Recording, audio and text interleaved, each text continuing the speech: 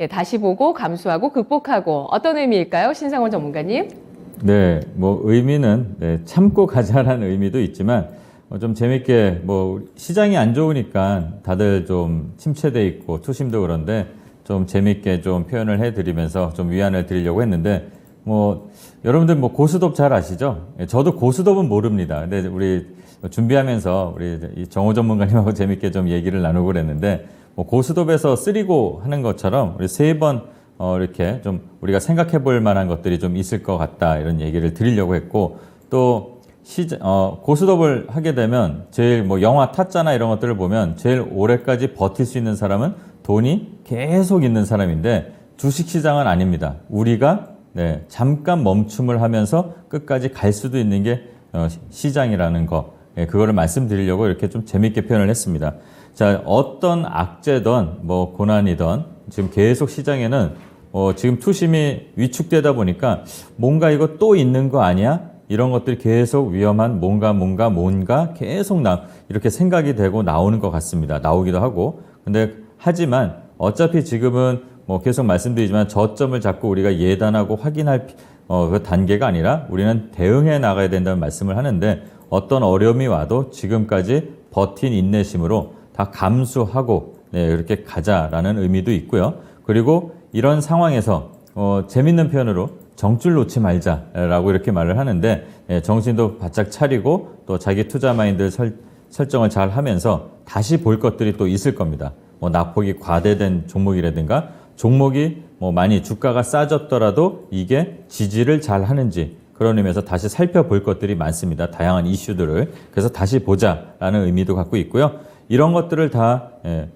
우리가 그냥 갈 게 아니라 이게 다 여러분들 모두의 우리 투심이 강화되는데 다 자양분이 될 것 같습니다. 그런 다음에 우리가 극복하고 가자라는 의미로 이렇게 좀 응원을 드리려고 저도 마찬가지고요. 모든 투자자분들이 이렇게 힘을 내길 바라면서 이런 말씀을 드렸습니다. 지금 뭐 말씀을 좀 드렸지만 어제 그 연준 회의록이 공개가 됐는데 물가 하락 신호는 거의 없다 이렇게 나왔습니다. 그 얘기는 긴축은 계속 간다는 얘기고요.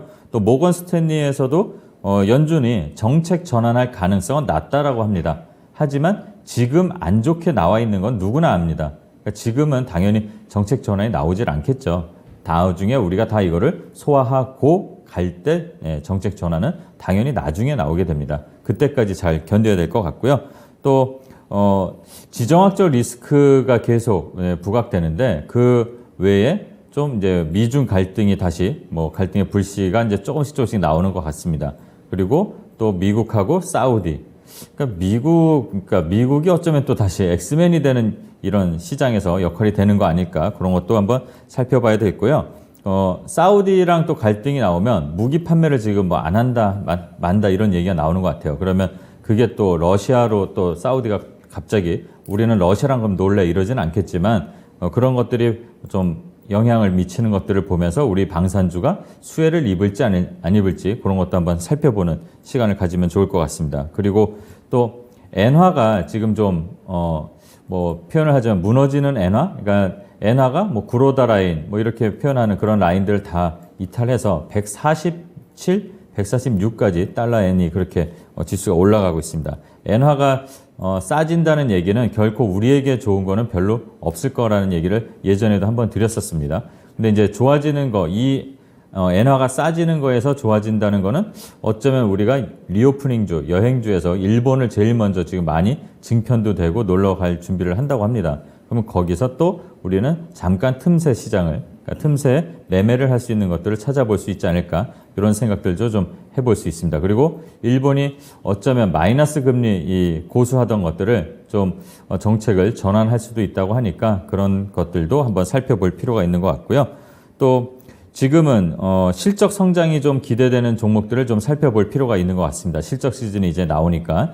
그래서 종목들 몇 가지를 한번 보면 뭐 삼성 엔지니어링이라든가 뭐 우리금융지주, 신한지주 이런 금융주들 그리고 일전에 말씀드린 현금이 좀 많은 게임주인 뭐 펄어비스라든가 W게임즈 그리고 반도체 외에도 이제 신사업을 하면서 매출을 그래도 견조하게 유지하는 뭐 주성 엔지니어링 그리고 뭐 얼마 전에 이재용 부회장도 이제 좀 더 역량을 강화시키겠다고 하신 그 뭐 삼성 바이오로직스나 현대건설 이런 종목들 실적 성장이 기대되는 중대형 주들을 당장 급하게 보는 것이 아니라 내년 1분기, 2분기 이렇게 좀 경기가 안 좋은 거를 지나가는 과정에서도 성장이 어떻게 되는지 보면서 한번 중장기적인 관점에서 볼 만한 것들도 있으니까 한번 살펴볼 필요가 있고요.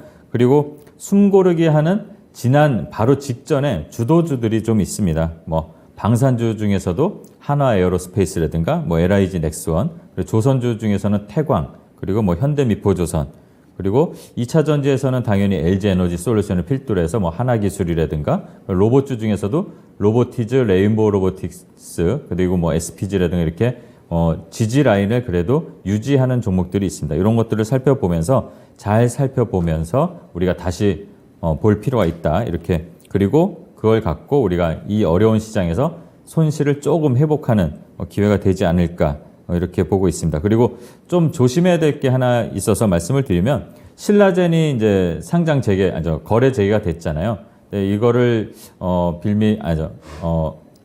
단어가 생각이 안 나는데 네, 신라젠 이 재개가 되는 거를 보면서 제약 바이오주 중에서 실체가 있는지 없는지 종목들을 좀 유심히 봐야 될 필요가 저는 좀 있다고 보고 있습니다. 뭐 한 2년 전에 그 코로나 시기에 투자를 많이 받으면서 지금 금리도 올라가는데 그 돈을 못 갚는 회사들도 나올 거라고 얼마 전에도 얘기를 드렸었는데 그런 회사들이 좀 부각될 수도 있는 위험성이 있으니까 한번 유심히 살펴봐야 될 것 같습니다. 자, 그래서 뭐든지 지금 어렵다고 해도 너무 힘들어하지 마시고 다시 한번 말씀드리면 감수하고 그리고 다시 보고 극복하고 렛츠고 하시기 바랍니다.